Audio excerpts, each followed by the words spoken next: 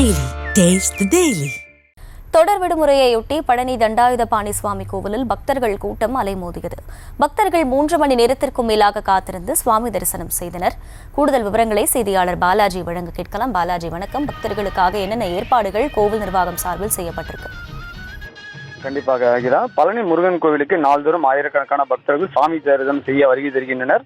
இன்று ஞாயிற்றுக்கிழமை மற்றும் பொங்கல் தொடர் விடுமுறை என்பதாலும் அதிக அளவில் பக்தர்கள் சாமி தரிசனம் செய்ய வருகை தந்துள்ளனர். மலை அடிவாரத்தில் உள்ள பாத விநாயகர் கோவில், திரு ஆவினன்குடி கோவில் உள்ளிட்ட இடங்களில் பக்தர்கள் கூட்டம் அதிக அளவில் காணப்படுகிறது. கிரிவல பாதையில் ஏராளமான பக்தர்கள் அலகு குத்தியும் காவடிகள் சுமந்தும் நேர்த்திக்கடன் செலுத்தி வருகின்றனர். பக்தர்கள் வருகை அதிக அளவில் உள்ளதால் கூட்ட நெரிசலை தவிர்க்கும் வகையில் மலைக்கோவிலுக்கு செல்லும் படிப்பாதையை ஒரு வழிப்பாதையாக மாற்றி கோவில் நிர்வாகம் நடவடிக்கை எடுத்துள்ளது. அதன்படி யானைப்பாதை வழியாக மலைக்கோவிலுக்கு செல்லும் பக்தர்கள் அனுமதிக்கப்படுகின்றனர். சாமி தரிசனம் முடிந்து கீழே இறங்கக்கூடிய பக்தர்கள் படிப்பாதை வழியாக கீழே இறங்கி செல்ல வைக்கப்படுகின்றனர். மலைக்கோவிலில் 3 மணி நேரம் வரை பக்தர்கள் காத்திருந்து சாமி தரிசனம் செய்து வருகின்றனர். பக்தர்களுக்கு தேவையான அடிப்படை வசதிகளை கோவில் நிர்வாகம் செய்து வருகிறது. பக்தர்களின் பாதுகாப்பிற்காக நூற்றுக்கணக்கான போலீசார் பாதுகாப்பு பணியில் ஈடுபட்டு வருகின்றனர். Akila,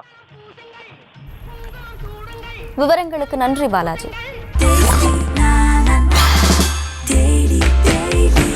Taste Daily. Taste the Daily.